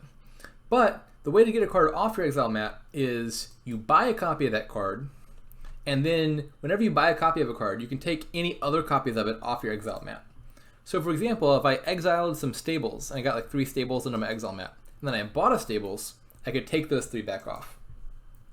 So Camel Train will probably see a good bit of play here just because it's the only good way to get more than 1 card per turn. You exile some of the cards you want, and then you buy that, get some extra copies. The lack of +buy, though, and the lack of any ability to gain victory cards means you're going to build a lot less here than it looked at first glance. And my very first glance at this kingdom was like, wow, lots of action, lots of draw, you build big here. But with no +buy, and with the only gainer being unable to gain victory cards, the best thing your deck can conceivably do in a given turn here is basically buy a province. You score like 6 points. And that's about it. And so I think the goal here is basically just to, as quickly as possible, get up to a deck that can hit $8 consistently and then buy those provinces. That probably looks like getting Sentry early for trashing, and then maybe a few draw or action cards. And where's your payload coming from? You're probably buying a gold. You know, Camel Train does come with a free gold. You exile the gold automatically. So you probably buy like 1 gold here, then you get 1 gold from your Camel Train, and then 2 golds and like a silver will be like your payload for the deck. And then you just build a deck that can consistently find those 3 cards. Let's see how they're opening. So Pregnant Bird gets the 2/5, buys Black Cat Sentry. I like that. I like that a lot. In other kingdoms, I might consider not buying the Black Cat if it got in the way of Sentry, because Sentry might reveal Black Cat instead of the cards you really want to trash. But definitely with limited buys and gains, I'm happy adding Black Cat to my deck if I'm going to want it eventually, because it's going to be hard to get later. So I think Black Cat Sentry is probably the best opening available for Pregnant Bird. Mort opens with Silver Camel Train. I don't dislike that. I think the other option would be Silver Envoy. Probably. Something that hits 5 more reliably. The downside to Camel Train is you run a real risk of not hitting 5 and you're not finding your Sentry fast, and that is a pretty big drawback. It would normally make me hate Camel Train because like not hitting Sentry early is usually kind of a death sentence. But we did say Camel Train is the only gainer here, and you can't build super big, so it's okay if you're like not as trashed as you could be. And so I think you can make a decent argument for opening Camel Train to get those gains in early. And certainly if not, you're getting a Camel Train once you've got a Sentry. So where's it going from there? P also picks up a Camel Train. I think that's pretty reasonable. Scheme. I don't dislike that. You can scheme your Sentry. Although, wait, does Mort still doesn't have a Sentry. I think maybe if you haven't hit 5 yet, I'm not adding 2 more schemes to my deck turn 3 and turn 4. Because Mort's deck only really kicks off once they hit 5. And, okay, they do hit 5 finally turn 5. But they definitely, running the risk here of if they just buy Camel Train and schemes, they only have 1 silver in their deck. There's a real risk they don't even hit 5 to get Sentry until like turn 8 or so, right? If their turn 5 and 6 are bad because they only have 1 card worth more than 1 coin. And then they're in a real bad spot. So I think those schemes were risky. They're going to pay off here because they got 5 anyway. But I think I would have kind of broken down and gotten another silver just to make sure I could get to that Sentry. I think might be a reasonable play. Or even just adding like another draw card or something like Envoy. That might help me hit that. I think Black Cat is a pretty decent idea here.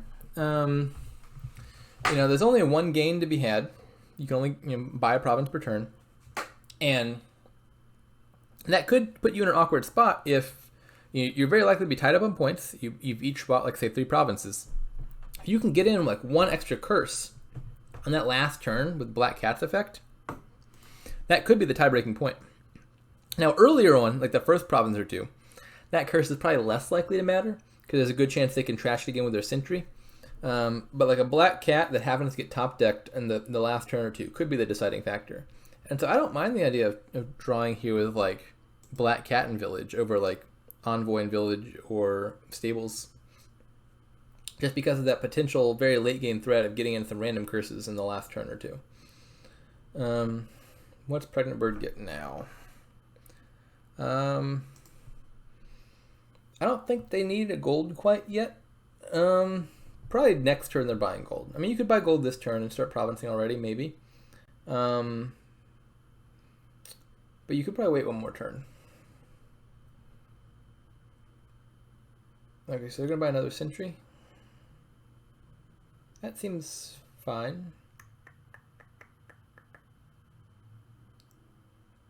Oh, they're buying gold. Why'd they exile the Sentry? Okay.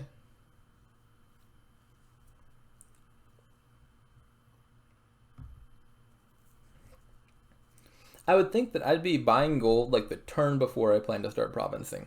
Because before that, you don't need golds in your deck, right? You have 1 buy, and the next best thing you want costs like 6. So you only need 6 total coins in deck to afford anything you conceivably want before provincing. And the reason you're adding gold is so you can hit 8 for province. And so, to me, that gold buy signals they're starting to province, which, turn 8 would normally be really fast for that, but in a single buy kingdom, it's not unreasonable. So they could just be going straight for provinces, and that's honestly probably fine here. I think I probably would have built for like one more turn, especially because I know Mort hasn't greened yet. Yeah, this is a good example of a kingdom that's really, really, really hamstrung by lack of plus buy. You add in a card with plus buy, like replace farming village with workers village, and this kingdom would just play vastly, vastly differently. There's plenty of trashing, draw, and action, so you could build really big if you just had enough, plus buy to do something with that. The fact that there's both no plus buy and very limited gaining is making it a lot more rational to green very early here than you normally would. Yeah, there was no need to play that black cat. This was a minor mistake. So they knew their stables was on top because they just played the Wandering Minstrel. And so you have a deck that's basically one stables and nothing else. You've already got 8 in your hand to buy province. There's no value to drawing one. All you have down there is a stables and some treasure cards. And so you don't get anything out of drawing, but what you do is cause a brand new clean shuffle. I'd much rather have a shuffle where I have a stables on top and then other stuff than a shuffle where it's entirely random. A stables on top seems like a very good place for stables to be. And so drawing with that black cat basically just meant they untop decked that stables. And I don't see why you'd want to do that. Don't draw just for the sake of drawing.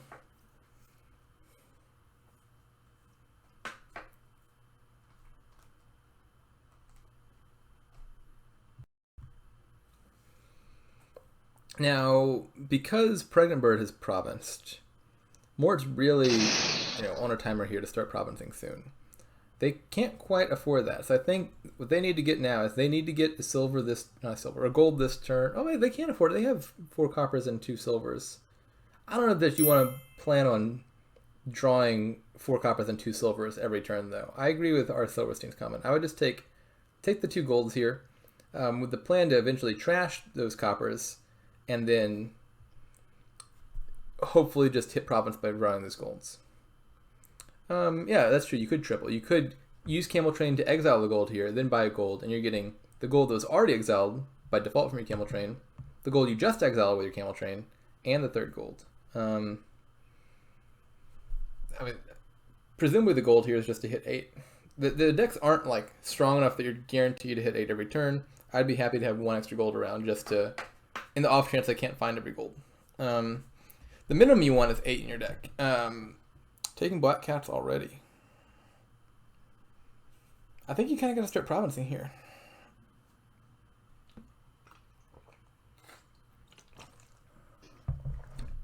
Mort does not have the plus action to add a bunch of black cats. I think they just have a Necropolis. So on a good turn, this black cats could non-terminally draw. On a bad turn, they could be really getting in the way. Yeah, I mean, definitely black cats in the early game make a lot of sense. I would honestly rather be drawing with black cat than stables, I think. At this point in the game, I'm not sure he has time to add the black cats and get a gold. I don't want to be trying to hit 8 where my deck is literally the only treasures are 4 coppers and 2 silvers. I think you need to get some golds in there. And I don't think you have time to buy gold and black cat before provincing.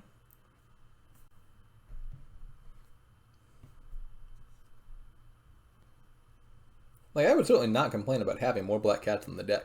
That definitely helps in the end game. If you can get in a curse or 2 on that last turn when they don't get a chance to trash the sentry. But, unlike Mort, Pregnant Bird does have a Wandering Minstrel, which will make lining up the sentry with the curses a little bit easier than otherwise would be. And I worry about Mort's ability to consistently hit 8 if they don't have another gold in their deck.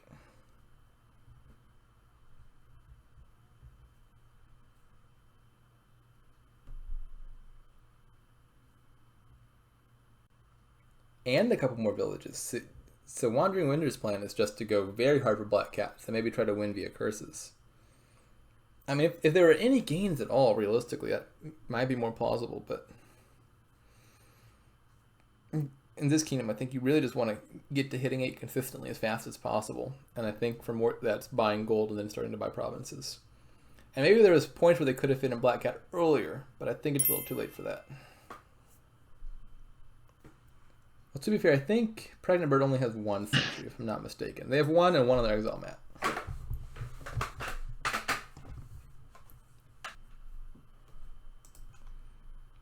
Why did P keep a copper on top? I mean, I guess with a bunch of stables around, having coppers is not as bad as it would be, but you don't need 4 coppers plus 2 golds plus a silver to hit province.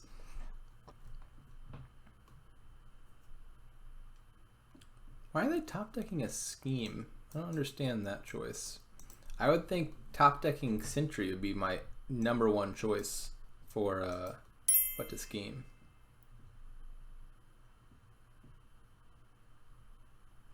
So the way scheme works is when you play it, you get top deck a card of your choice. It has to be an action card. And they played 2 schemes last turn, so they get to choose 2 cards to top deck. I would think the #1 choice for me would just be Sentry, just because getting to see those top 2 cards, potentially discard, definitely provinces if you see them, and if not, discard like treasures if you have surplus or whatever. Just adds a lot of reliability for your turn to go off. Top deck like a Sentry and a Wandering Minstrel, or a Sentry and a Stables. Probably Sentry and Stables seems like the most reliable 2 things to have on top of my deck. No, does pregnantbird have a black cat? If so, then oh yeah. So new answer. Pregnantbird should top deck Sentry black cat. That's definitely the best choice. You want black cat on top so you can reveal it if your opponent buys a province. Yeah, I don't know why they're top decking scheme and staples. I think Sentry black cat is my answer, bar none.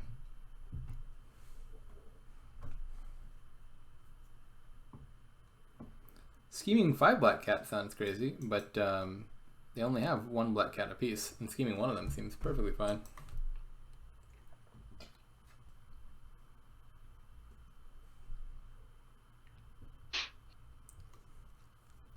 The problem is just with no gains and buys and stuff, it's kind of hard to come back from a 2 province deficit. If they buy provinces equally here from here on out, Mort's 12 points behind. Even giving out all the curses isn't gonna overcome that.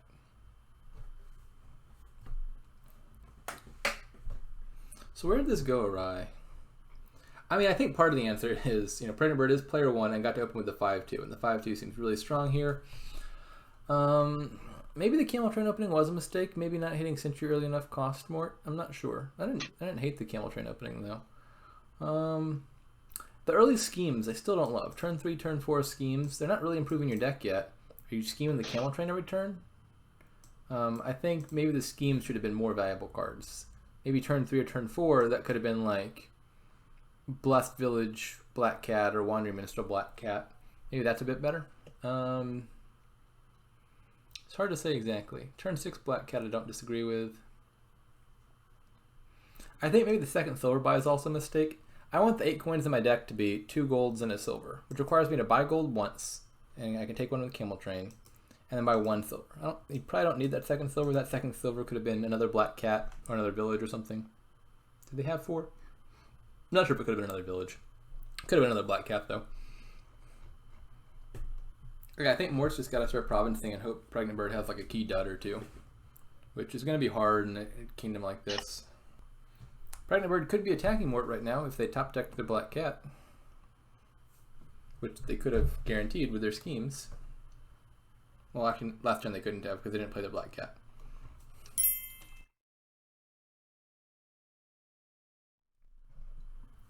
Demand Black Cat. So our Silverstein is suggesting you buy Demand. Demand, it costs 5, and you gain a card costing 4 or less, and a horse to the top of your deck. A horse is just like a one-shot laboratory.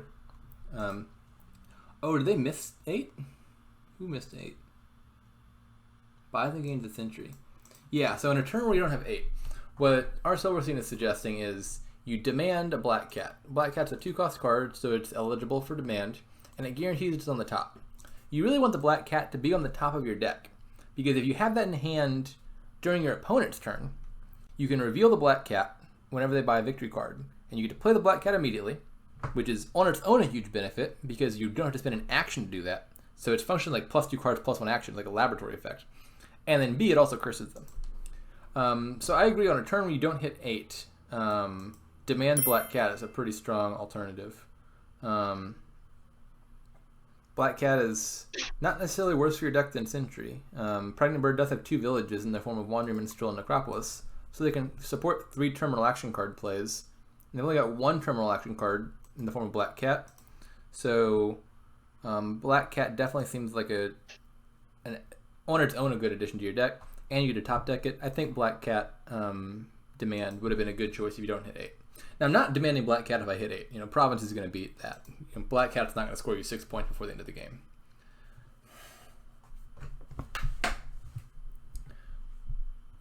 It bothers me that P has these schemes, and it's not using them to scheme Black Cats. One turn they schemed a scheme, which is just not helping you at all. Scheming Sentry and Stables at least helps your turn go off, but I would love to get in an extra curse or two.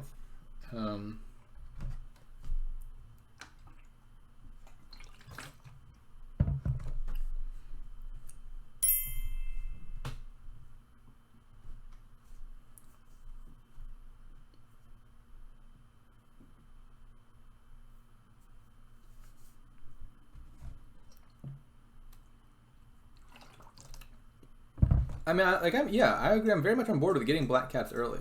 I don't know that a Black Cat at this point scoring you 6 points, though.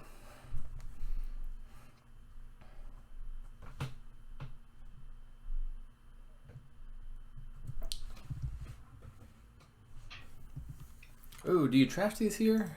I think I trash at least the Copper.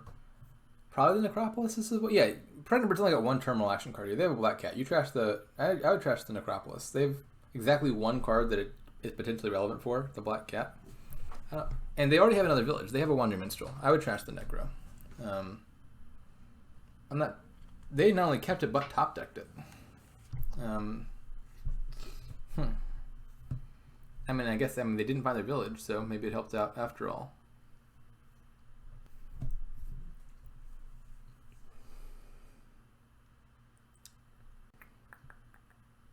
Pregnant Bird gonna miss? Maybe Mort's back in this after all.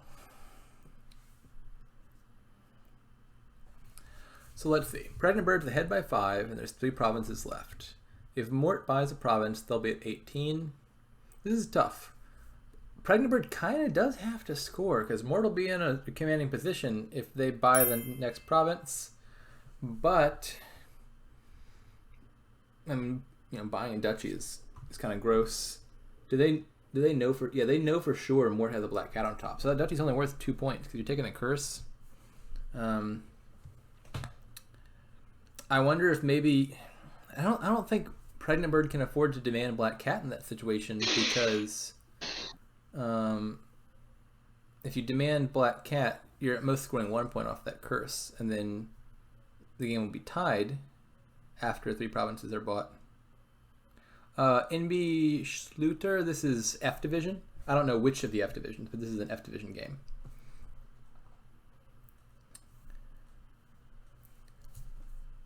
Yes, I don't know if this turn works, but our Silverstein is suggesting Ritual. Ritual is normally a very weak buy. You trash a card from your hand, you have to spend 4 and do that, and you get +1 victory point per 1 it costs.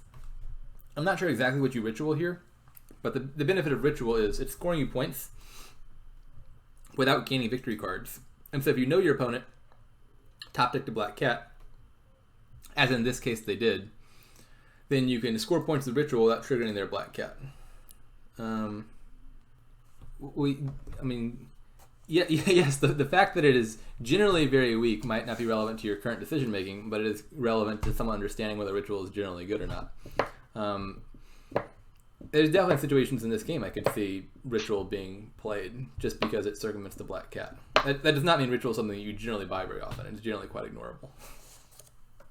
Mort could consider ritualing gold for sure. Mort here should probably buy province. Buying the third to last province is really good in a single buy kingdom. But Mort does have an extra gold, and ritualing that gold scores you at least 5. You get 6 from killing the gold, and you have the drawback of taking a curse. If you can trash the curse, you're actually netting yourself 6 points. So Mort discards the silver and the gold. That's interesting. Are they ritualing here? This is actually going to work out for them, I think, because Pregnant Bird's hand is really likely to dud. Unless they draw a treasure with the scheme, then these stables are not going to have anything to discard. And so this is actually working out quite well for Mort. Not knowing Pregnant Bird's hand, I think I would have just bought the province. Bringing the province pile down to 2 just puts your opponent in a very awkward situation.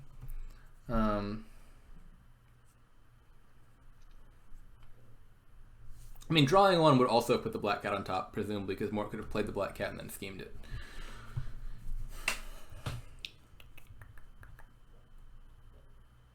Ooh, yeah, this is a bad situation. I am not a fan of Stables. I mean, Stables is not a bad card, but this happens a lot. You draw all your Stables and none of your treasures. It's tough.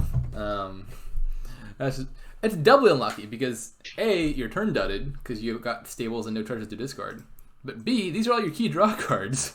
So you know you're going to dud some more coming up because your key draw cards are also not coming up. NB Schluter likes Envoys. I don't know. So the benefit of Stables is it draws with fewer gains. You buy one Stables with your very limited single buy per turn, and you're getting one card per time you do that. Whereas with drawing like Black Cat Blessed Village or Black Cat Any Village, you have to buy 2 cards to get that effect. So that's the argument in favor of Stables, is you get more draw with fewer buys. The other option is Black Cat in Villages or Envoy in Villages. I think I don't like the Envoy that much. It's a lot of draw, certainly. That's an argument in its favor.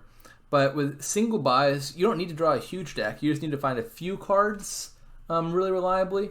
So like Envoy Villages wouldn't be a terrible build. But I think it loses out to the Black Cat Village build here because you're getting a decent amount of draw, which is all you need. And those Black Cats are just kind of key here in the end game because there's really no ability to score more than a fixed amount of points per turn, 6 here buying province. And so you can just get a deck that gets up to hitting 8 coins. The only other way to eke out any additional benefit besides 6 points is to have Black Cats that can also curse your opponent. I think in an ideal world I have 1 Camel Train just for some gains. You're going to have to get 2 golds, I think, at some point anyway in this deck. And so the Camel Train is one of those golds you would have gained because you'll get that gold from the Camel Train's exile effect. So I don't know exactly what order will depend on shuffles, but I think ideally here you get a Camel Train at some point to help you get a few more actions a little bit more quickly. You buy 1 gold, and then you get the second gold off of the Camel Train. You can't take 2x gold. I would rather buy Camel Train and buy gold, and then use the Camel Train for gain than buy 2 golds.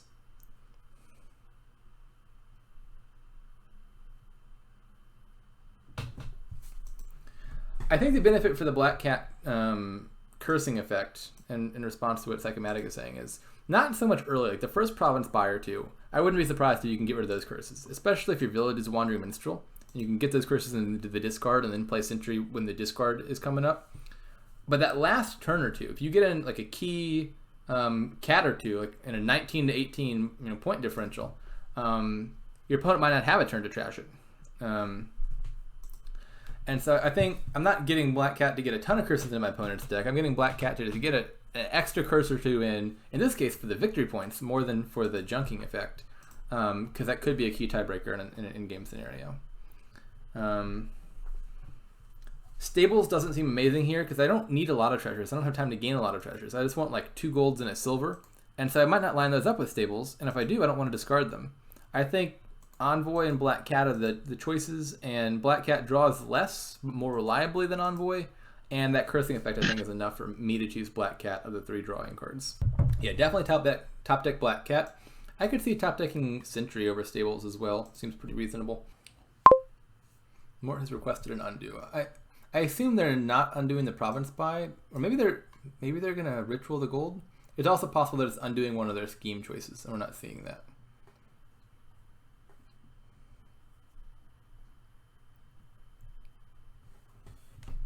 Buying a duchy. I don't understand that. Not one bit. Why did they buy a duchy? So normally you buy a duchy when there's 2 provinces left, and you don't want to take the second to last province, because then it gives your opponent the ability to buy the last province. When there's 3 provinces left, I really, really want the third to last province, because it puts your opponent in that awkward 2 provinces left situation. I thought the options there were like, do they have enough money to ritual gold and still hit 8? Maybe. But yeah, I wanted to buy that province. Now, the weird thing is, Mort kind of technically did learn new information there, because they bought the province and saw that their opponent didn't react with Black Cats. But if anything, learning that the opponent didn't have Black Cats would incline me more towards wanting the province than before. So they kind of got new information that should have swayed them even further in favor of the decision they already made. Because you don't need to ritual the gold to avoid the curse. I don't know why they wanted the duchy. I wonder what they're thinking. Yeah, I like the province buy from P. Now they're in a good spot again. I think Mort could very well have locked this game down by buying that last province. Or not the last province. The third to last province. MIAUW. Is that an abbreviation? I don't know what that means. Is this a language that I don't speak?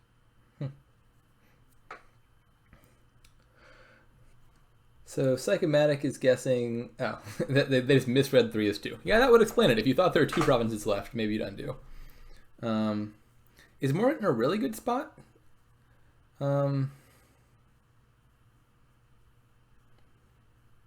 mean, what happens here if they don't dud? Pregnantbird wins.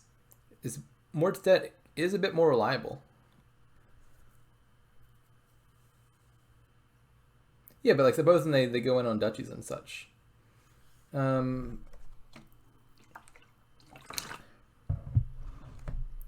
you ritualing the stable? Ritual the gold. Interesting. I think I'd ritual the stable. I think the gold's more valuable to me than the stable at this point.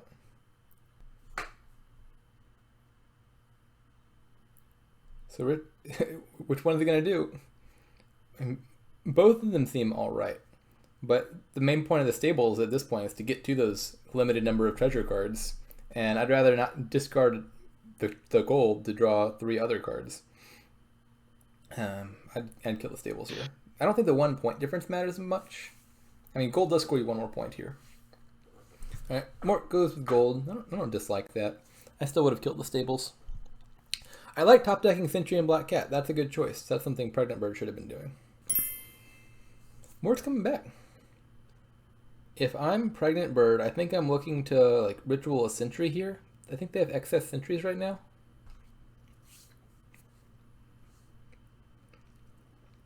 Yeah, Mort, you tell them. Ritual that stables. I mean, the gold choice isn't bad. That's not a misplay or anything. But I would have definitely chosen the stables.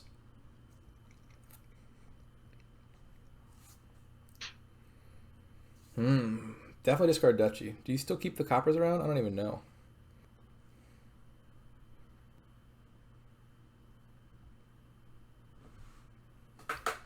Stables just gets real weak at this point in the game. When you've got a lot of victory cards, not too many treasures, and you're trying to find those treasures.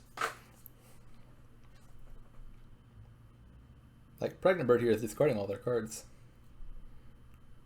Oh, looks like they're 1 draw short. No, that's still not even 8. Yeah, Pregnantbird's deck is pretty weak here. Stables is not very reliable draw at this point in the game. Gold draws you about as well as Stables now. Ritualing a curse would be funny. You'd totally break even. You'd gain a curse, trash a curse, get 0 points. I guess, do you ritual province here? That scores you a point, potentially 2 if you can trash the curse. Could buy...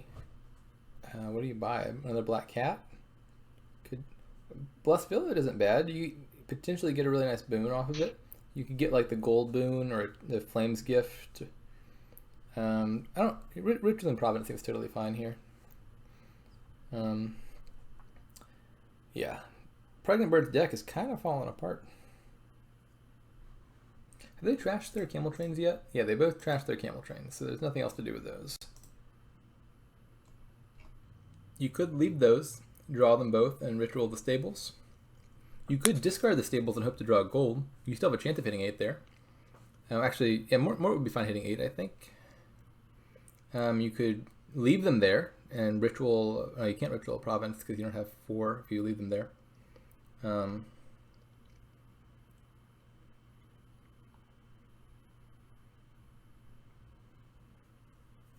drawing both of them? What are you doing with them? Ritualing stables? If you're not planning to ritual stables, I would just discard the stables. Demand Black Cat? Yeah. Demand Black Cat sounds fine to me.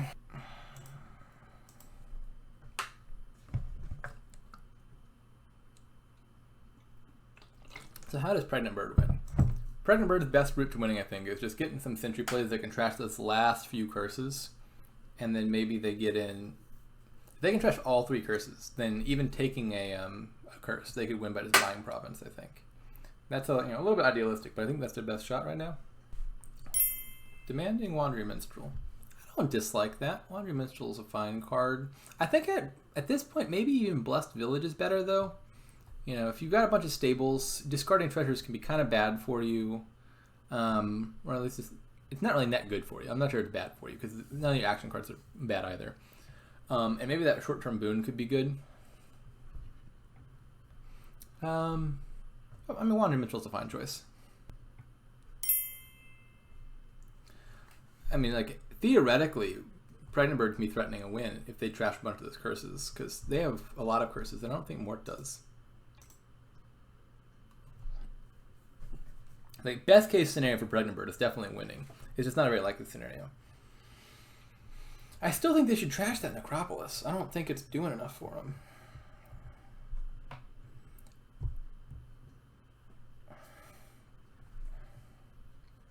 They've got action already from Wandering Minstrel. I don't know why they're keeping the Necropolis around. It's not very helpful. They've had at least 2 opportunities now to trash it. What's down on the bottom of their deck? I would not draw on unless I was confident I could still hit 8. Actually, do they want to buy Province? Maybe they don't want to buy Province here. What do they buy? Duchy? I don't know about going to Duchies.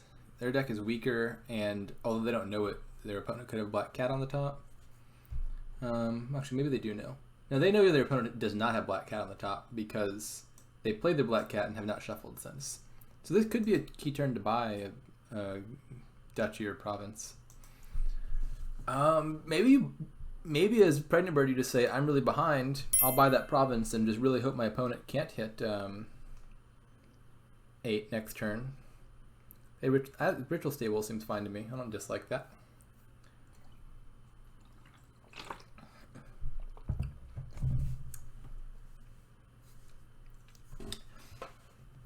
Yeah. P's luck with sentries has not been great. Oh, this is a potentially awkward hand for Pregnant Bird. They really need to draw a treasure. I don't know if they have one coming up.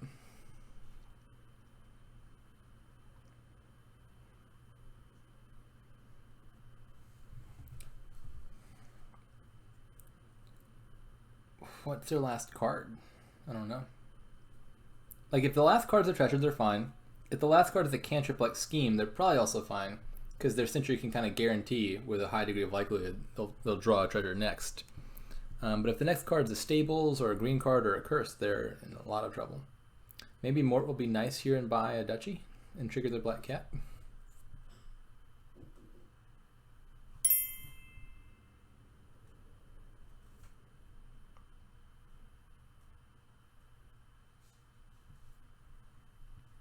It's a curse. They're in a real bad spot.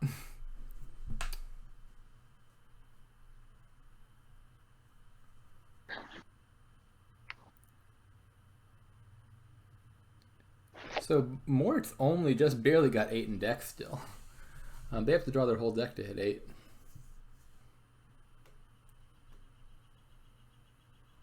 As P, I would not be top taking Stables, I don't think. Obviously hindsight's 2020. If I knew this hand was coming, Wandering Minstrel Black Cat sounds best. I could easily see Sentry Black Cat making sense as well. I'm going to guess Wandering Minstrel Black Cat is probably the best thing to top deck at this point.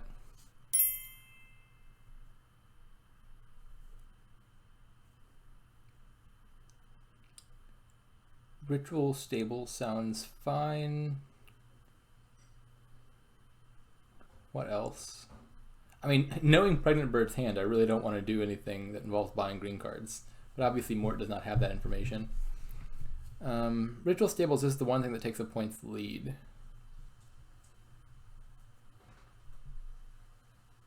Demanding what? Gaining a silver. That confuses me. I don't like that play.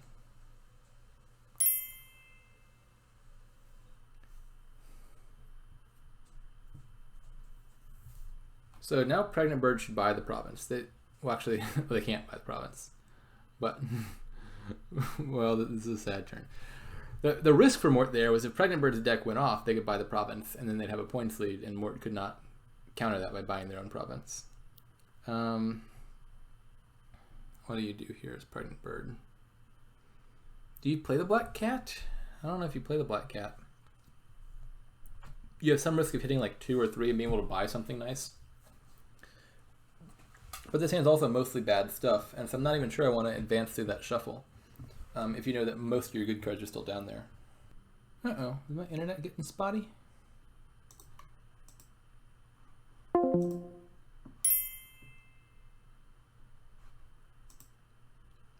I think my internet cut out for 1 second there.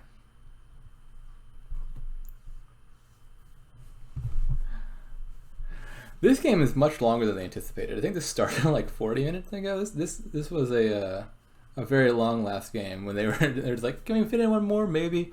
And then as it turned out, it became a very long one.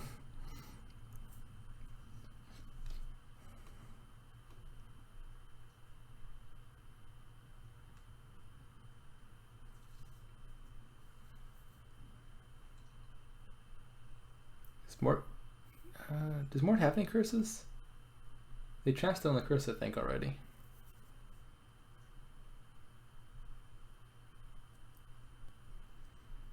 Yeah, saving the horse is not bad. What does Mort buy? Still probably want to ritual the stables, I think. Gives you a points lead.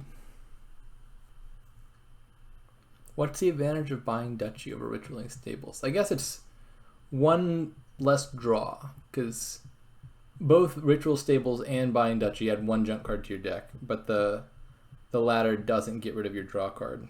That doesn't argument in its favor. Ritualing stables scores you at least 1 more point, 2 more if you can trash the curse, and doesn't potentially trigger your opponent's Black Cat. Obviously, we know that Pregnant Bird did not have a Black Cat in their hand, but Mort might not have. Oh,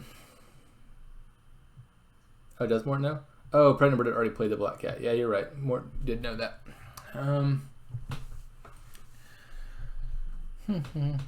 All right, P finally trashed that Necropolis. That thing was... It stuck around way longer than it should have. I don't see how that card was particularly helpful. That was a nice Wandering Minstrel. Discard 2 curses.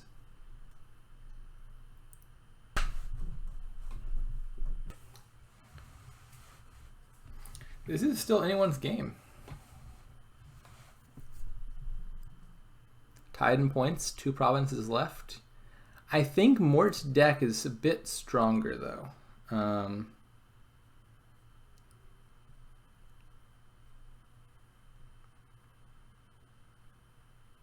This does not seem obviously bad to me. Everyone seems to be very confident that they should have triggered the shuffle. Ritualing a Sentry seems totally fine. It avoids Black Cat, scores 4 points, which is about the best you can do here.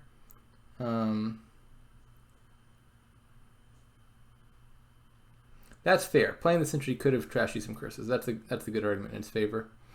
Well, I think Sentry is probably the best thing for Pregnant Bird to be ritualing here, because they've got a bunch of them, and they don't have a whole lot of golds to go around.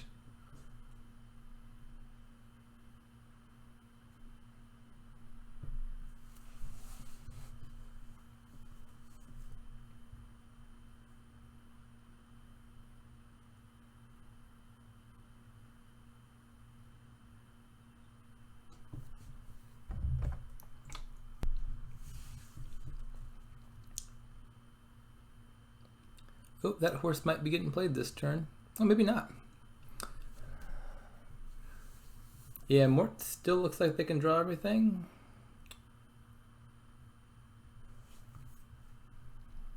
Now what do you buy? This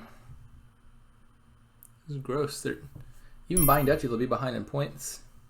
They ritual gold, they can't afford province anymore.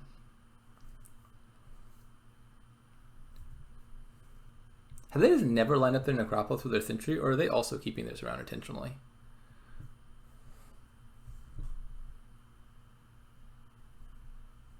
Maybe just buy province? They can't... There's no way available for them to score enough that they have a points lead. And if they're still behind in points, then Pregnant Bird can just buy province anyway. Yes, see, the problem here is if Pregnant Bird can hit 8 twice, they buy the province once, then they'll be at 40 points. And even if Mort buys a province, they'll only be at 39. Well, Mort does have the black cat. So, best case scenarios, Pregnant Bird buys province, they're at 40. Mort can react to the black cat to give one curse out, which brings Pregnant Bird down to 39. But because this could be a tie, it could potentially be a tie. Mort's player 2. So if the game ends with Mort buying the last province, bringing them both to 39, that would be a true tie. If the game ends on player 1's turn on a tie, player 2 wins. Yeah, so Pregnant Bird should just buy province here, and that puts Mort in an awkward position. Well, maybe they shouldn't. I don't know. So if Pregnant Bird buys province, Mort reacts with Black Cat, Mort buys province, the game ties. As Mort, I think I'd take the tie there. Pregnant Bird could try buying Duchy or ritualing gold to keep the points lead, hope to draw the game out. Because if the game runs long enough, Pregnant Bird can score additional points by trashing those curses. The downside is, if I'm Pregnant Bird, I don't think my deck's coming together as well as Mort's is. And I do worry about the scenario where Mort buys a province and I can't respond by hitting 8. Especially the more Duchies I'm adding. And so that's the other consideration.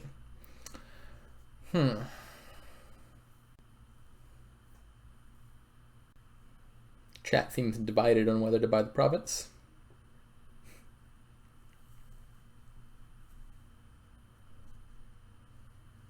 Alright, Pregnant Bird rituals the gold. That seems totally fine to me.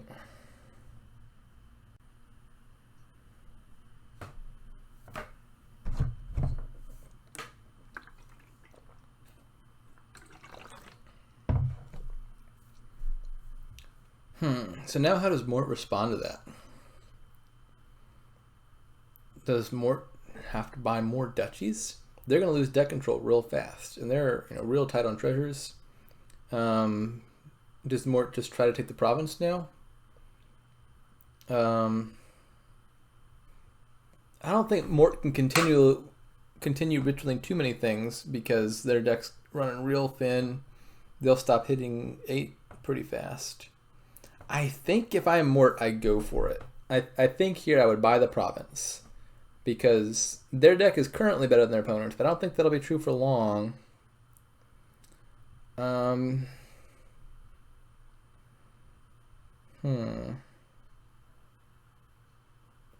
would play this scheme. You'll draw either silver or copper and top deck the other, but you're fine top decking a treasure with stables as your draw. So now what? They can't ritual gold or they can't afford province anymore. They could ritual the silver, which scores them like 2 points and denies the ritual to their opponent. They could buy duchy. Nothing looks amazing to me. Yeah, I think, probably just buy province. Hope your opponent can't hit 8. Obviously, it's easier to say looking at Pregnant Bird's hand, but the longer this game goes, I think the more it favors Pregnant Bird. I think Mort should take the gamble here. They're doing it. All right. So it all comes down to this turn. Can Pregnant Bird hit 8?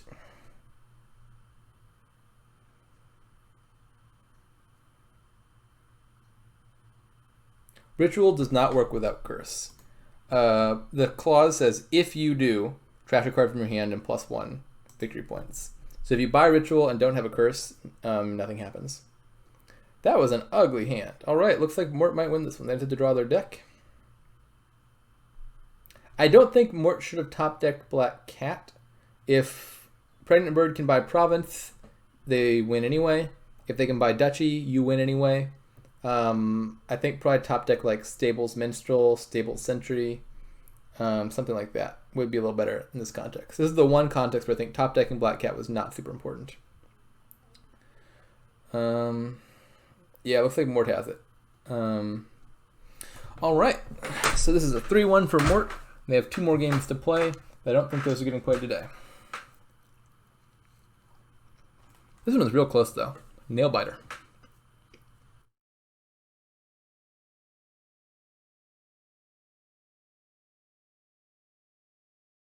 Mort's got it in hand.